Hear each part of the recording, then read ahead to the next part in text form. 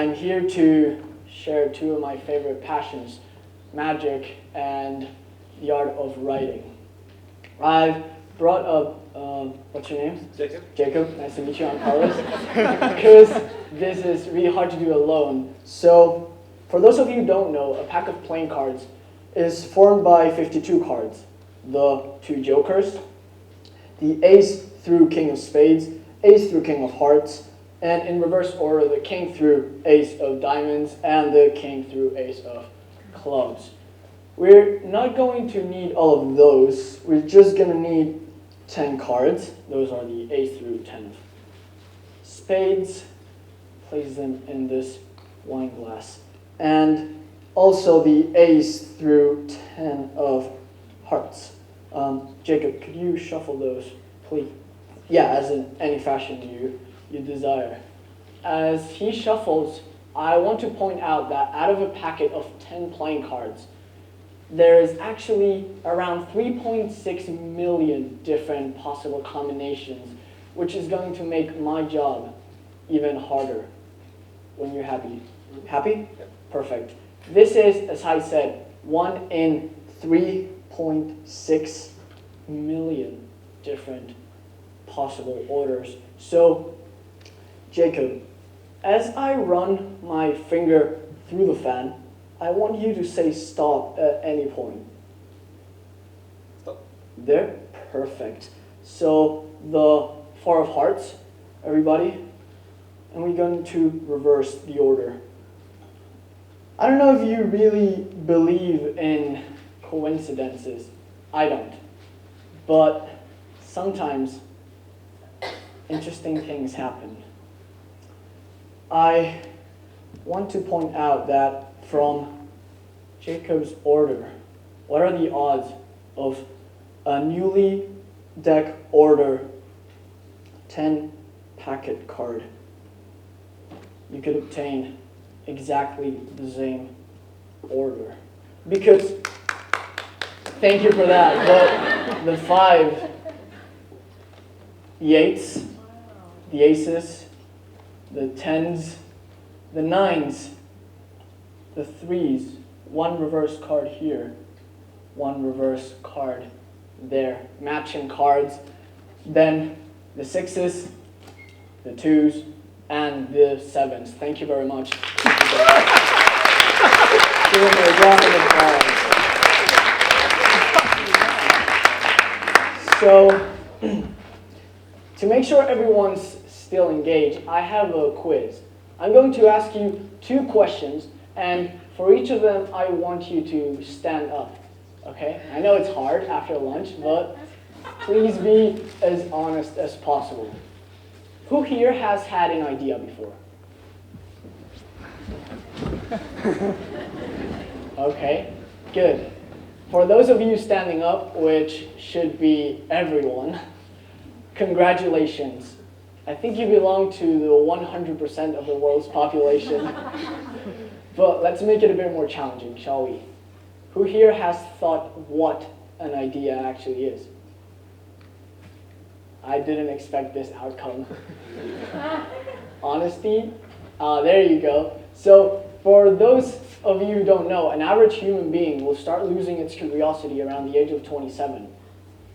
And again, I think that most of you, yeah, you can sit down now. Most of you sitting down are under that age. So, what is an idea? We use the term idea very deliberately in our everyday life, but we never decide to spend time enough thinking about the actual concept. If you ask me, I think it's rather ironic. To think about an idea, you first need to have one, and so on and so forth. But even more than ironic, it's paradoxical. So let me ask you the question once again. And this time I really encourage you to think about it. What is an idea? To me, an idea can be a spark of light in the dark, can be the Big Bang to the universe, or it can be a bolt of lightning and a monster for Mary Shelley. Not only that, it can be the ability to wield the impossible at the edge of your fingertips.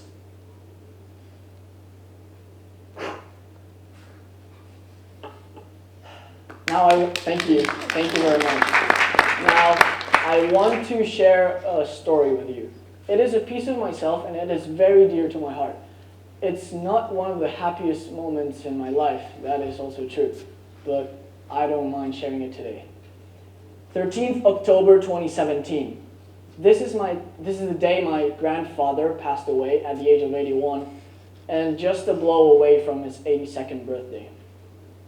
He faded away quickly, but before leaving he told both my father and I something I didn't quite understand, but now looking back more than a year ago strikes me as magical. The undiscovered land from whose bourne no traveler returns, he said. This quote, extracted from Act 3, Scene 1 and verse 80 of Shakespeare's Hamlet, for those of you who don't know or might have not read this story, presents Hamlet not only contemplating suicide, but thinking that there might be not going back from death. And my grandfather knew this, but decided to embrace it. It was clockwork, really.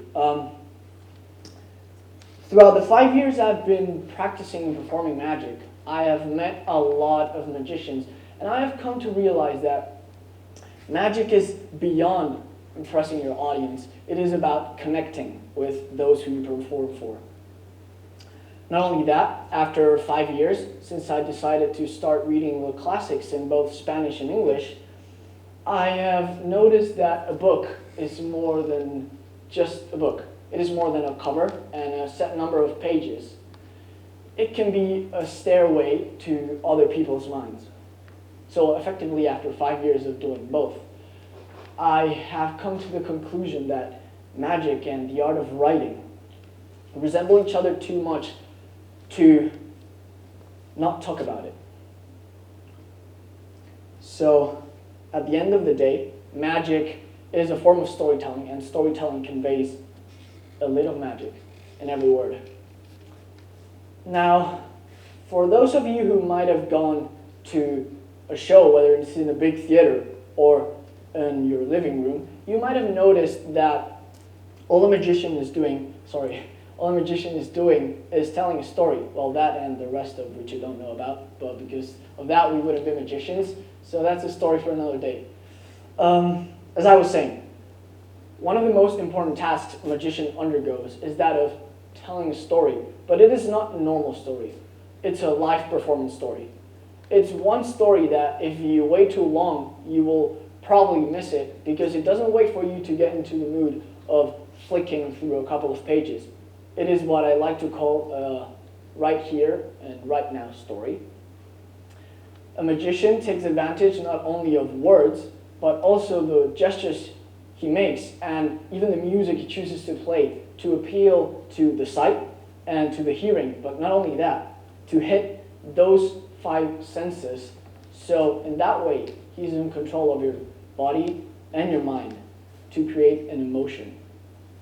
On the other hand, a writer, he does magic as well, but in a different way. He doesn't need anything apart from a pen and a piece of paper to let a splash of ink become a whole palace. He, as the magician, relies with blind faith in his audience's capabilities of bringing the world he has created to life. This, to me as an 18-year-old, is really fascinating. But enough of similarities.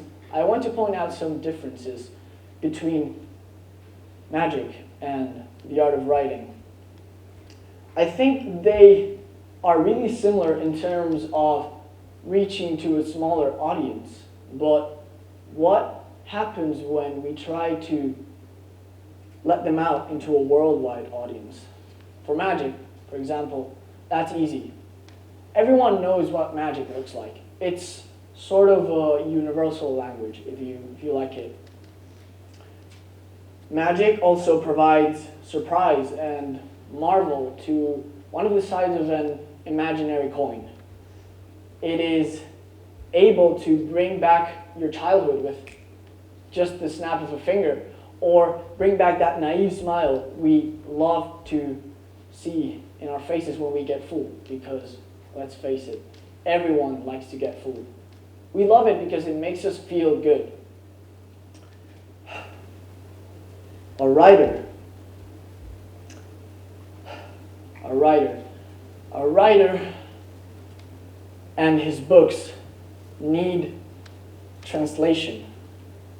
If you've ever tried to read your favorite book in other language than your mother tongue, you've probably faced some difficulties, like not knowing the language. And you know you need to spend time and put time into learning that language, mastering that language, and then, only then, attempting to read the book. Also, I think writing provides, rather than surprise and marvel, which also does, I think it's more of a timeless side of that coin, because books can easily go obsolete, but the writers, Shakespeare for example, they will remain immortal. So I guess what I'm trying to say is that it doesn't really matter if you belong to the world of magic or the world of writing. These two art forms you can think of as both the front and back covers of a book. They will remain together, and they can even go undetected until someone decides to take a glance at them and grab that book, open it. I assure you 1 second later, those people will be instantly hooked. Because magic, or the smell of fresh paper, can reveal the secrets to humankind, in my opinion. You can create and invent. They also inspire you to think the impossible. Awe and wonder and creativity. Those are feelings that when you read a book or when you witness a magic show, they are present the whole time. So these two art forms, I guess they wrap around in a really interesting way. They can be summed up in one simple little concept we talked about 13 minutes ago.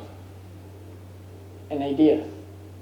Everything comes from or leads to an idea, like a fish that bites its tail, or like a never-ending story. So if there is one message to take home after this, is never stop thinking, because you never know what idea lies behind the corner, and never stop reading, because you never know what magic lies behind a cover. Thank you.